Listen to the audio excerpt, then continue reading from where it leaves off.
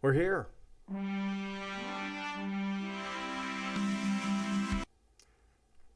So we've made some major hurdles against time and space and technology, and we're upgrading each time. Thanks to Mark and Phil for taking deep breaths and getting us through it. So we're Um, back for episode 16. Say hello, everyone. Hello, everyone. Hello there. And what do we have on the docket for tonight? I know lots has gone. A lot of us have done a lot of gaming. Well, Phil and I went to the Old West yesterday, Oh, and that's then, not good. of course, Bolt Action Volume 3. Yeah, so you guys went to the Old West, and you guys are holding your um, Bolt Action Third Edition. I'll hold my virtual edition because I haven't made it to the hobby shop, so I broke down and did a virtual purchase. Sweet. Has everyone read it? Not back to front, but the parts that interest me, yes, I have. It's a Okay. very large book, so yes, but I have not read the whole thing. Yeah, it is a very large book. I'm a lot of the front end of the book is really great Osprey kind of pictures and history and that sort of thing, which is great for those who like revisiting that or don't know it. So it's needed. I like it. Yeah, it's definitely important. Yeah, it's very kind of 40K Romanesque kind of thing where they talk about the lore. So that's good to know. So what's your biggest takeaway, Mark? I think that the nations are going to change a lot. The Japanese lost some bonsai ability, I believe. The Soviets lost their free unit. So, and then just the Germans, I think, will change it depending on how you arm them with the assault rifles or not, or what's going on. So I think and then the Americans not having free movement every time with firing. I mean, all those nationality things I think are going to be a great difference. Phil, what is your big takeaway? Yeah, I agree. I mean, it's a work in progress, and they've said that when the army books start coming out, that they're going to have real national unit rules for all the various armies. So it's just a lightweight version of what we have now, and I've got to expect they did that because you want to buy the army books because they'll have the better rules inside of them. So we're gonna see different army rules when the books come out. Yes, they have said that the special nationality rules will change. Yes. So won't that be a little confusing because it'll be in the rule book and then superseded by the core book? I mean, they did that for second edition too and first edition, so it's, I assume that those will supersede the main rulebook at that point. Yeah, So I just I must have slept through that part. you're not I listening to mean, a podcast.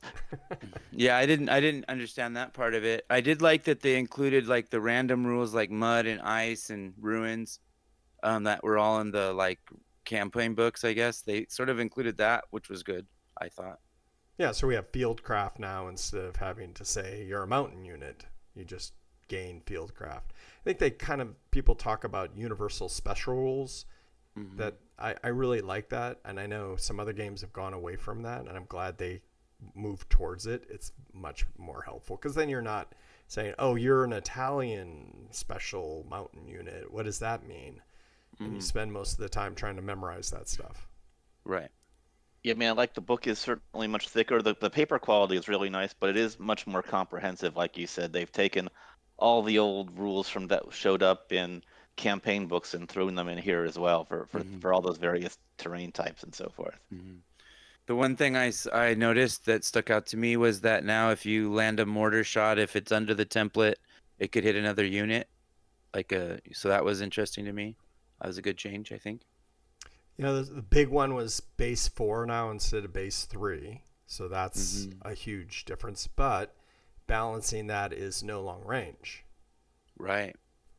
And the saves, you get to save now when you get hit.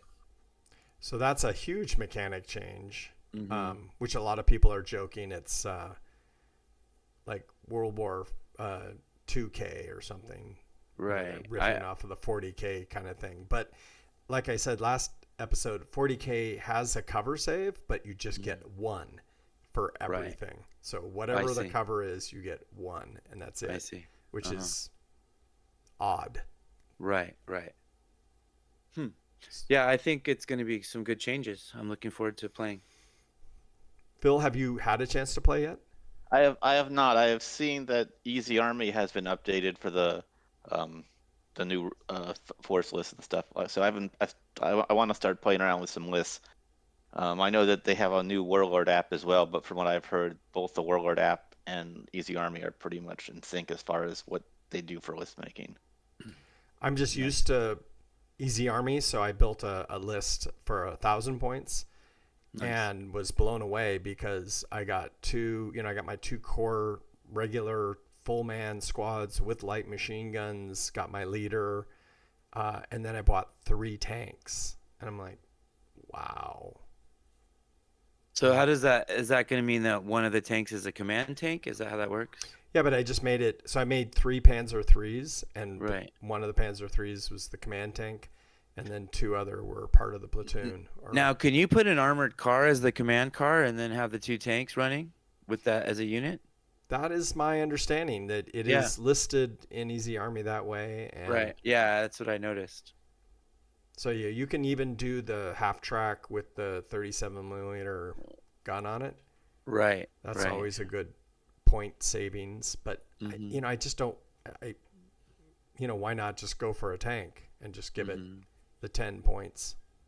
Phil, you look like you want to say something there. Well, I mean, if you're trying to save points, I mean, because 2 tanks in an army list might eat up a lot of points, even at the new cheaper price. So I could see why you wanted to do a tank and something that's not a tank. Yeah. The other big thing that I noticed was the nerf of indirect, where now medium and heavy howitzers can't hit the board, basically. Which makes sense. It's a short little area. Yeah, it makes a lot more sense. Yeah. But I don't. When you fire indirect, don't you get to ignore cover saves for a lot of things now? I thought. It's just the minimum ranges are so huge. Oh yeah. 42 inches for a heavy howitzer. I don't know. That's just. I think it's 42 inches for a heavy howitzer. Do you guys have your books you can flick? Yeah, it is. You're right. 42 inches.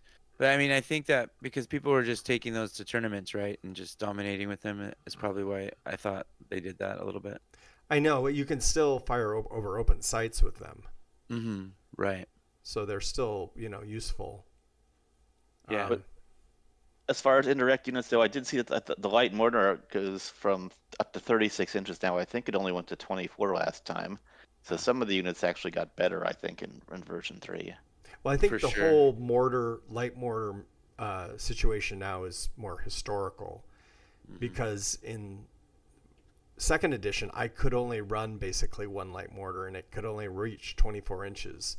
So the doctrine was you'd set up your mortars and then attack, and then the mortars knew kind of where the attack was going, and so when you started to retreat, they could just lay down mortar fire to cover your retreat, which you couldn't do in 2E.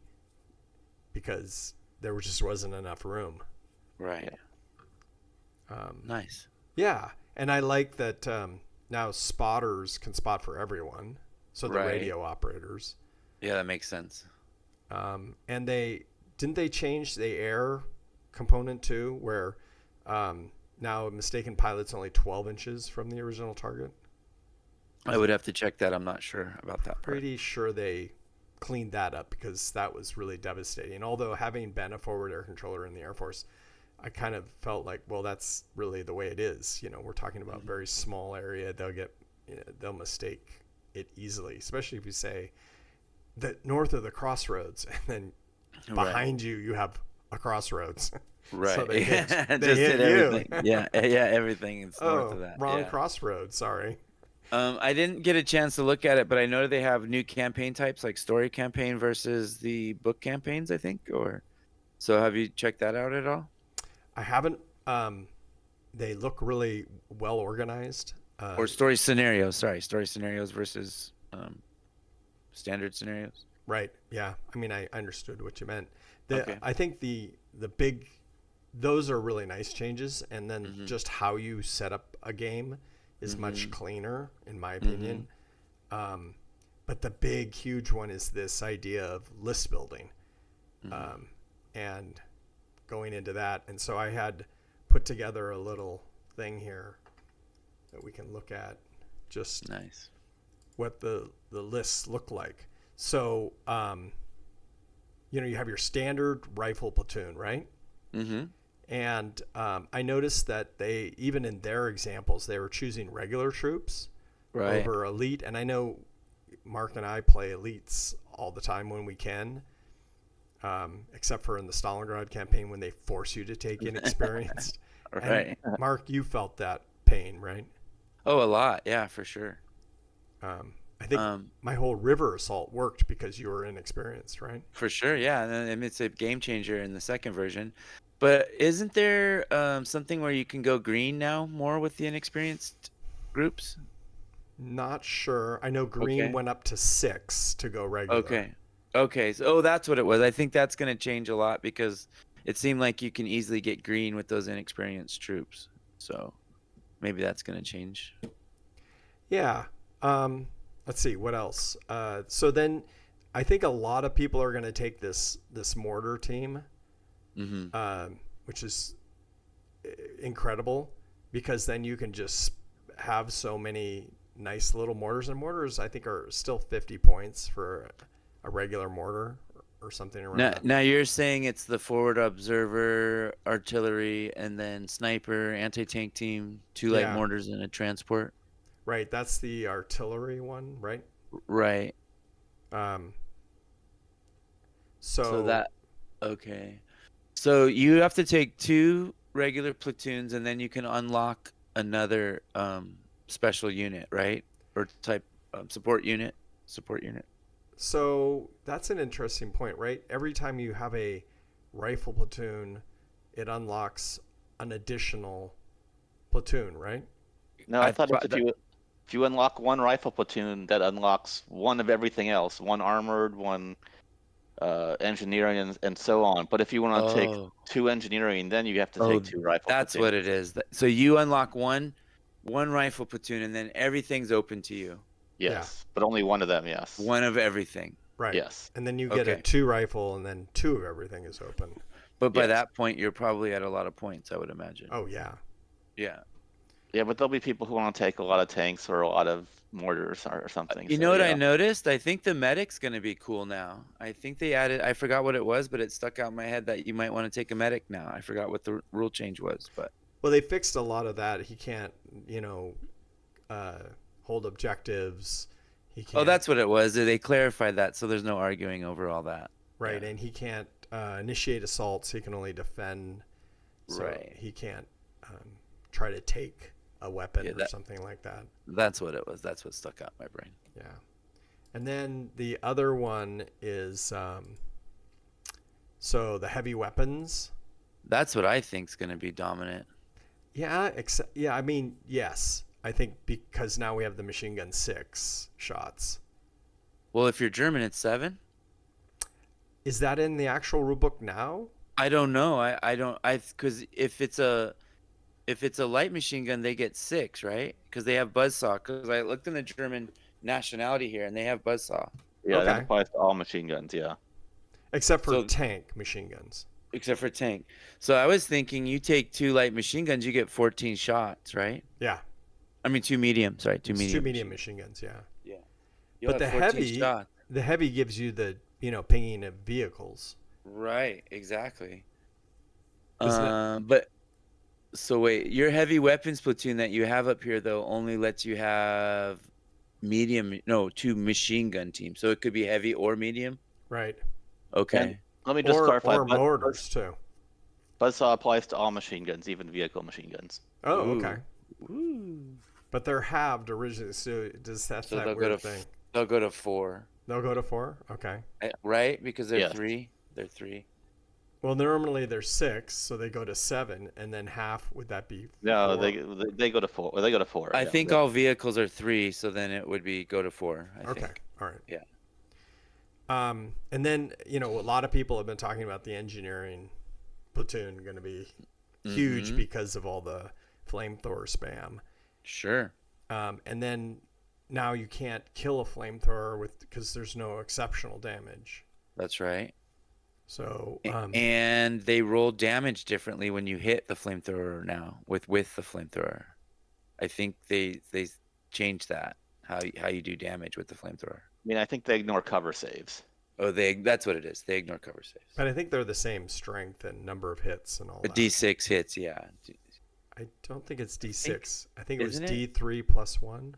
Okay. So maybe by the time we meet next month, we'll actually Yeah, we'll have it all down. Yeah, I could just see everyone who's listening right now screaming at us hating us. for getting the Stop rules it. wrong.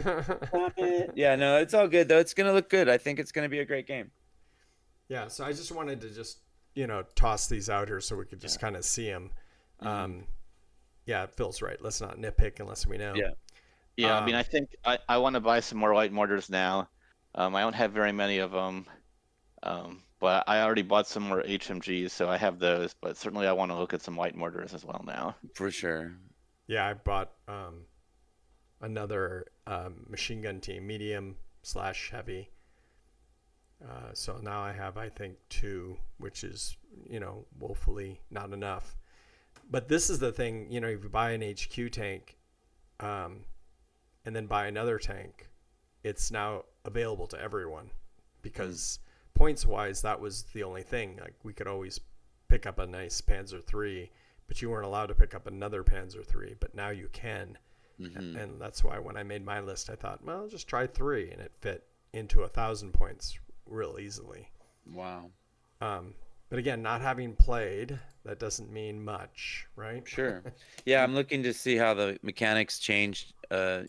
What vehicles and weapons you want to bring. So then there's the recce, of course, the recce platoon as well. And then they did in the rule book a 1200 list. So you can see they have 3 tanks. I mean, one's a Panzer 1 and 2 are Panzer 2. So that's, but they show you that you can get a sidecar, you can get a 223, which is what I think you were saying, Mark, is get the recce command car in the platoon, so you have a recce vehicle in the platoon. So let me get this straight. You can have an armored platoon of 3 tanks and a recce platoon of 3 tanks in this case? Yeah, I believe so. Yeah. Okay. So we'll see. I mean, the recce platoon is light tanks, of course, but yeah, I mean, that's the recce is infantry. So I mean, if you want to have 2 platoons of tanks, you need 2 platoons of infantry. oh, I see. Okay, I see how it works. Platoon command. So I think what we're all saying is that there's a lot to unpack here, and yes. even having read the rules, until we start to get them really solid in our heads, we're going to be putting our noses in the book as we play, which is why I have a hard copy waiting for me. Nice. So Mark and I are going to tackle it Wednesday. Yes. Oh wow. And we're thinking just 1,000 points because we don't want to bog it down too much. Yeah, and just, I mean, obviously, it's going to take triple the amount of time after looking through the book every time and seeing what the real rules are and all that. Yeah, it's going to be rough. I've been trying to make some notes of things that I want to make sure I don't forget.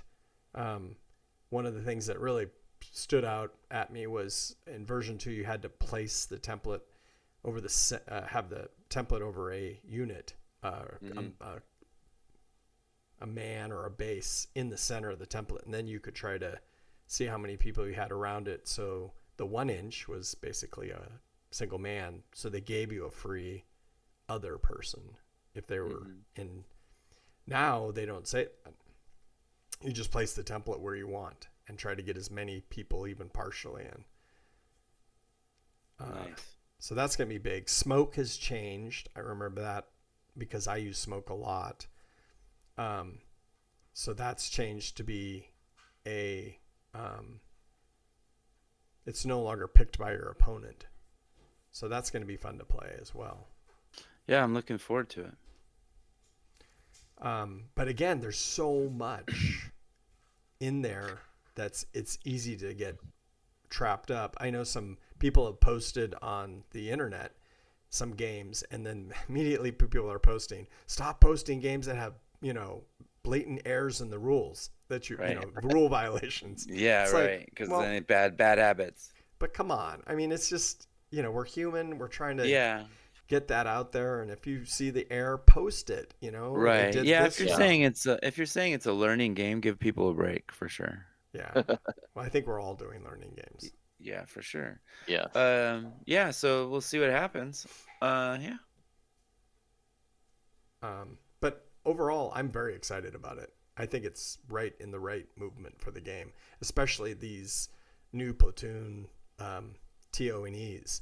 Those to me, because that was the biggest gripe I had, was people having really weird units that were, I mean, obviously they created weird units for specific things, but it became old seeing a bunch of Katushkas or, because they never did. That was, I mean, I can only read a lot of it, of the things that happened, and it was rare that you met artillery in that fashion. If you paratrooped in, I mean, obviously the Band of Brothers, that's the whole big one. During Battle of the Bulge, they overran some artillery units that tried to fight out of desperation. So yeah, there are things that did happen, but the amount of times we were seeing it was getting really old. There you go. Well, hopefully they fixed all that. So what forces are you going to build first, Mark? Well, if I'm playing your German, I haven't decided between American and Soviet. I have a lot more Soviet built up, so I probably might try a Soviet because I probably could fill out those extra artillery or heavy machine gun squads. So I'll probably go Soviet. And no more free units. No more free units, so that's a change. I have to review again. I know they gave them something back. I forget what it was for their nationality, so I'll check it out. I know the Americans picked up that rifle rule where if they have 3 rifles, they get an extra shot. So I have to weigh those 2 teams out. And I've been still trying to see when I can play you, Phil. It's hard getting down to OC. Yeah. Yeah, I know our group, we were talking about actually playing some desert battle, so I'm going to get my Africa Corps army ready. Sweet. And I should get a game in by the end of the month probably, so I'll have gotten the game in. And so yeah. Got to make a list, probably got to paint some more models, but we'll see. There you go. Well, I don't know if you have seen the new store that popped up. No. They're not quite open yet. They did a soft open, but they do a full open and ready for business on the 17th of October. Where is this? This is in Little Tokyo. Oh. Go ahead. Have you Phil. been there? Did you check it out or? No, I haven't yet. I just saw it, and it's because they're doing the soft open. I haven't had a chance to really fit it in to get there. Nice. It's, for me, I'm thinking it's going to be either on the train because it's like 2 blocks from the A line, which is convenient, or I'd have to drive in, which I'll have to figure out what that looks like. But how close are you to Little Tokyo, Phil? It's like 13 miles, but it could take like an hour to get downtown. So. Yeah, that's What the can you other do? problem. But yeah, that's why I was saying the A line, it can take you, right there basically. But I wanted to show this picture because it has bolt action and Frostgrave right on the shelves. Ooh. Yeah, and yeah, they look like they have a good spread right there. So they have 4 tables in their space, and they're in a mall, I think. Sweet. Yeah. So of course we have our haunts in Camarillo and then the Studio City haunt. Yeah, Xander's is literally down the street from me, so it's hard to go to Little Tokyo and play, but hopefully I can get out that way. So how was the Studio City Dead Man's Hand, or what was it that you played? I'll let Phil go first. Yeah, we had a good number of people. I think we actually had 4 tables going at one time. There was 2 Dead Man's Hand game, one What a Cowboy game, and then I was running a 4-player Dracula's America game, which is a supernatural cowboy game. And it had been a long time since I played it, but we had 4 unique posses. We had uh, vampires versus skinwalkers, Native Americans, and some cursed cavalry. And then we had some American Crusader Knights as well. So it's a different kind of game. It uses D6s, D8s, and D10s. Better quality models have better dice, bigger dice, so they could get better numbers and more likely to hit. But yeah, it was quite a good game. There were a lot of good games. I think there was. So I don't know how many Dead Man's Hands games run, but I think there was a couple of What a Cowboy games being run as well. So there was time for back-to-back games on some of the tables. Yeah, we ran Dead Man's Hand with 4 people. Dan had a scenario where the bad guys had to stop a prisoner getting taken to the gallows and then take that prisoner off the board edge. And then I did the training game, a learning game with a couple guys. We just did the first 3 scenarios in the book that teach you how to play the game. I think it was a big hit. Dead Man's Hand's always really fun and easy to play, and people really enjoy it because it's just sort of intuitive and you can pick it up really easy. And then I jumped over to What a Cowboy, which I like. I think it's a little bit more difficult, or you have to comprehend a little bit more to get into it, but I like it a lot too. So yeah, we had a good time. In the What a Cowboy game, it was interesting. We had to the bad guys, which I was on with Dan, had to save or actually protect the banker's wife who we had kidnapped, and the good guys were coming in to get her back. And the one wrinkle into it was we had let blind Granny Smith guard the bank wife, so if you got around her, you could get shot. So it was an interesting scenario. And you had a lot of people. Yeah, 14 to 17, I think. Yeah, it was very well attended. So yeah, Well, that's really Yep. good news. It's a Yeah. really great central location, so that maybe helps. Yeah, it's great for me. yep, plenty of parking. It was a not good day weather-wise. So yeah, good day. So, what's the Yeah. next The Studio next City? the next one is October 26th, I think, and that is right before Halloween. So that's the Saturday before Halloween. So it's going to be a fantasy game. But there's been talk that there'll be games where you get to fight zombies or stuff like that. So there might be some horror themed games in the mix as well that day. Yeah, I believe someone is going to do some type of Dracula type, not the same one that you played, Phil, but a type of version of that. So Awesome. And then, did anyone make it to Mini Wars? No. not me. No, not me. Yeah, I couldn't make it either. They said they had about probably 80 or 100 people. Oh, Uh, awesome. yeah, That's pretty good. That's great. they did a lot of. They did. I know I was listening to the Discord chatter of the Flames of War guys. They were very happy with their tournament. Um, and I don't know. I mean, I saw the pictures of some of the historicals that were played, but I didn't see any bolt action. Okay. Well, that's excellent. I'm glad that they had a successful tournament or conference. Yeah, I don't know what we're calling it. Mhm. It's just it's down in Anaheim, which is the Howard Johnson's down there, and I guess Nice. they're going through some remodeling, so they haven't even signed a contract for next year. Yeah. So is Wellington's doing anything soon? We are just going to. I'm working on getting a bolt action at Xander's, hopefully in November. I'm just trying to solidify the dates. She's going through an expansion right now, which is great for us. That's going to give us a lot more table room to play a lot more games. But juggling all that. So, stay tuned for a date in November. Try to get people to come up and go over the version 3. See if we can get something going. I was thinking maybe put together some themed tables, maybe a Stalingrad table or something. Yeah, now we have the factory and Mm-hmm. all that Yes. good terrain. Yep, all the Yeah. Um, so yeah, Xander's is expanding. She's going to blow out that wall. I think she's putting a doorway through, so you'll have two rooms or two building, or I guess rooms. 2 spaces. Yeah, spaces. Cool. Yeah. Well, how's any BattleTech going on?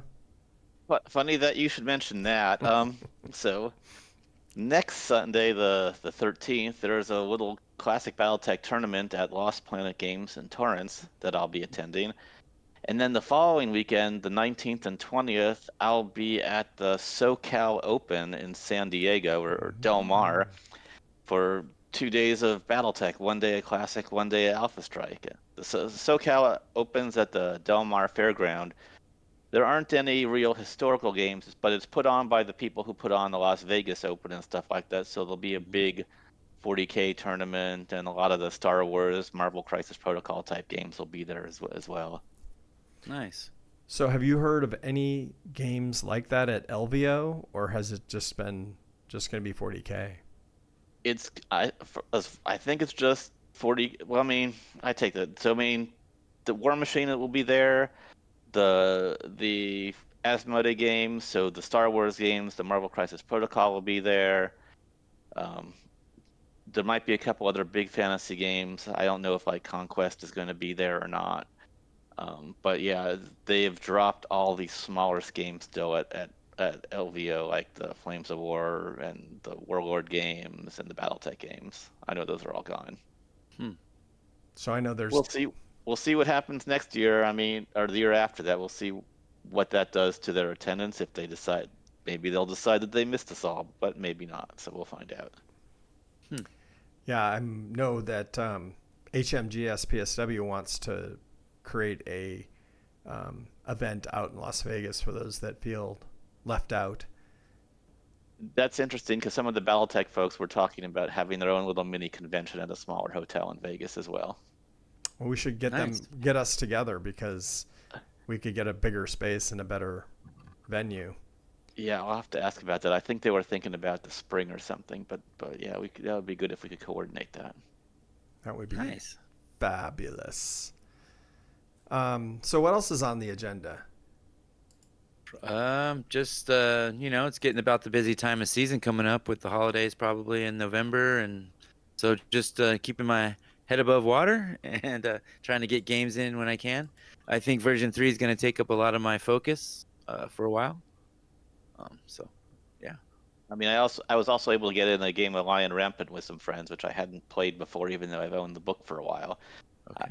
I'm sorry, not Lion Rampant, Dragon Rampant, which is the fantasy version, and I think that'll be at the church at the end of the month as well. So, Sweet. so it's a lot like Rebels and Patriots and the Xenos Rampant and Lion Rampant game, except it's fantasy and you bring in big monsters and dragons. Is it six-sided dice to play?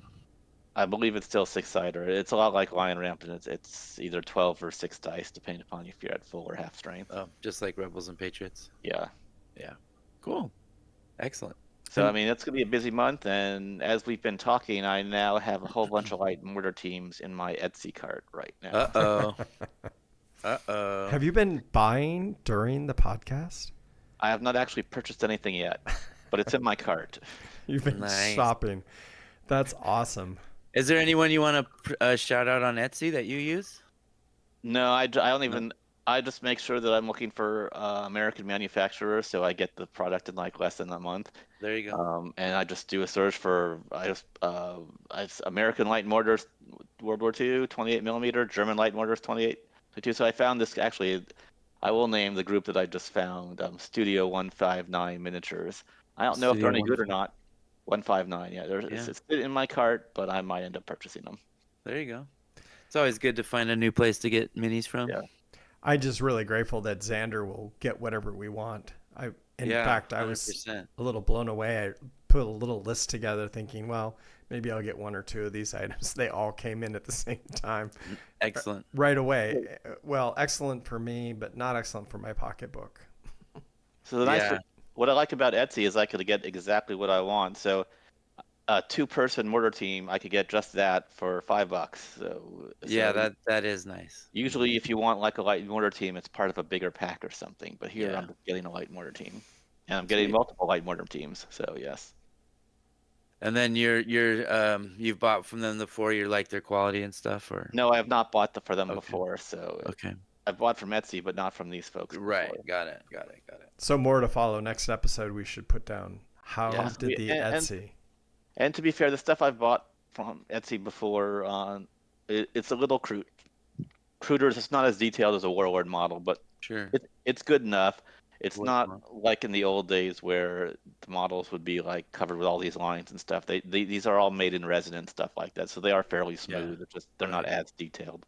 So right. what do you guys think about the 3D printing revolution and what it's going to do to our hobby? I know people who do a lot of it, and I mean, for something like World War II, you don't need to buy from Warlord, and that's why I love doing it here because I can just get the exact models I want. I mean, Warlord medals are expensive too, so I certainly will not get any of those anymore. Yeah, that so I've if they don't or their metals are hit and miss. If they don't clean the molds or something, they seem a little crunky. Uh, but I do. I mean, I go back and forth because I want to support Warlord, obviously, and all that stuff, so that the games don't go away. If the companies fold, but they are big corporations, so sometimes you have to do what Phil's doing and go over to Etsy and whatever floats your boat. I mean, I will buy all the books from Warlord. I do like their books, Right. and usually I buy one of all their books. So, Hmm. and I mean, the third edition rulebook here, I bought it at full price from Warlord, and so I got the free figure. And if you bought it directly from Warlord, you got a copy signed by Alessio Cavatore himself. So, There you go. There. So it's just pick and choose. Like yeah. because I make my own terrain, I have a lot of problems buying terrain a lot of times. So the 3D printing does come out a little bit cheaper with the terrain parts. So then it's like, oh, that's a little bit more down my alley. Have you seen some of the new modular terrain people are making? Yes, it's really cool. Yeah, but I'm not sure.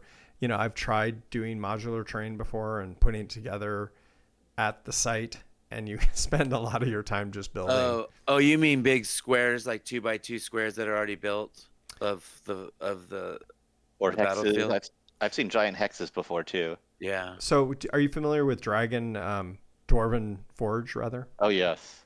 I've So seen it's your stuff, I believe. yeah, so it's like that where the pieces are modular. You can fit them together and create whatever you want, but you do have you have to create it. The beauty is that it's going to be different. You can make it Right.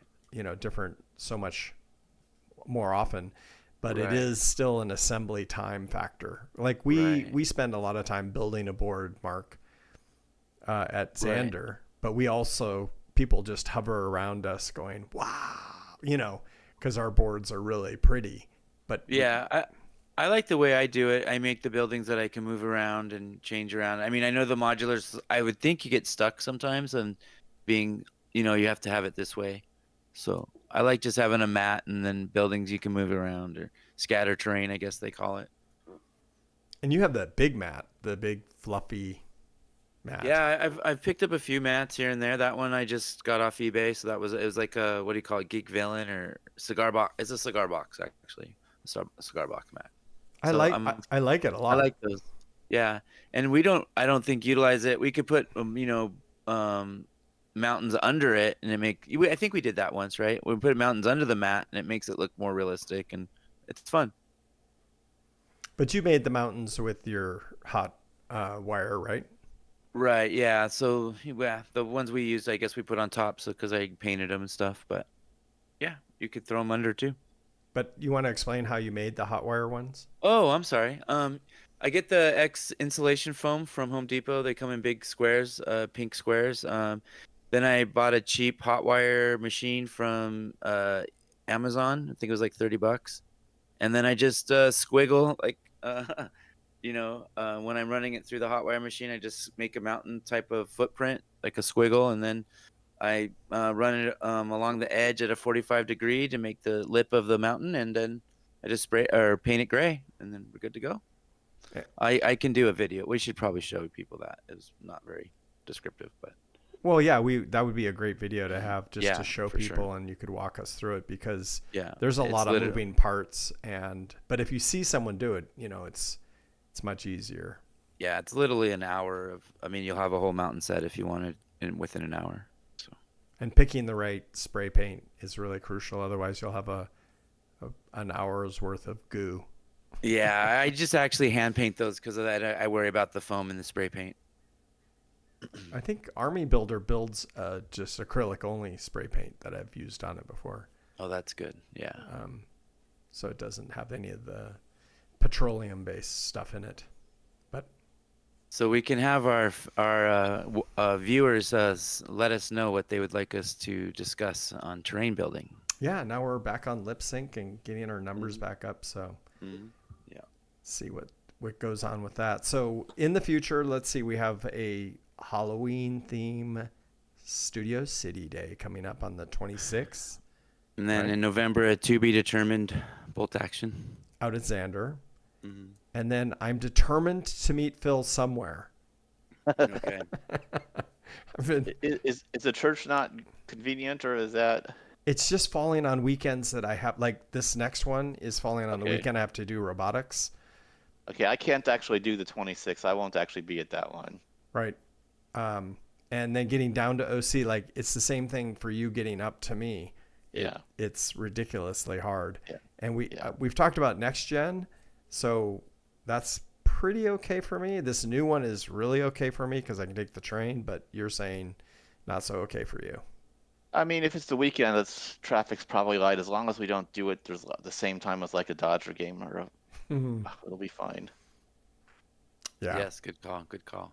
But I'll reconnoiter it, take pictures, post it on the Facebook so we can kind of see how that That'd be goes. awesome. Get some sushi after you play. Yeah. Yeah. We're also And I will admit I just placed my Etsy order for a whole bunch of light mortar teams. So. Wow, Phil. wow. Are you gonna use smoke? I do not know. I haven't read the smoke rules, so I'll see how they are. I wasn't too happy with them in version 2, so I'll see if they're any better in version 3. But I Well, like the idea of light mortars based on the army list, and I've had good luck with them with because my Japanese have usually field lots of light mortars, so I've had good luck with them. And if I could field multiple now with my other armies, what I'm doing now is I'm upgrading my other armies. So, for example, I just bought 2 German regular light mortar teams, 2 Africa Corps light mortar teams, 2 U.S. Airborne light mortar teams, and 2 U.S. Army light mortar teams. Wow. So, and that was like $40 for 8 mortar teams. There you go. wow. Yeah, that is good. Yeah. Sweet. All right. So hopefully I like them when they show up. Yeah, let us know next month. We will talk about them next month if they arrive in time. They're Yeah, supposed to arrive at the end of the month, so yes. Let's do that. Well, I'm interested to see how they come out.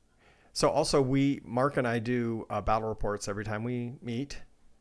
So we post that, and those are going to be up on our YouTube channel for North Coast Gamers Chat. Yeah, and I'm lagging on getting stuff up. Sorry about that, guys. Well, we'll punish you later. But Facebook does have a lot of nice pictures on Major Wellington from the Western Day. Yeah, it was really fun. I like Dead Man's Hand a lot. Yeah, it's any of those Too Fat Lardy games? Is that what you're? No. Well, Dead Man's Hand by Great Escape Games. Oh, okay.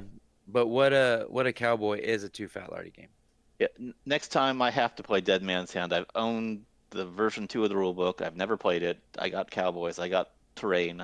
I want to play it. I'm always running something else. I actually came home and bought version 2 book when I got home because Dan mentioned that there was some changes. So. Okay.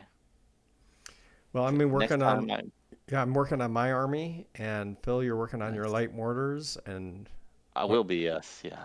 And what are you going to be working on, Mark? Oh, I got to put together a 1,000-point army to play you now, so I'll be doing that.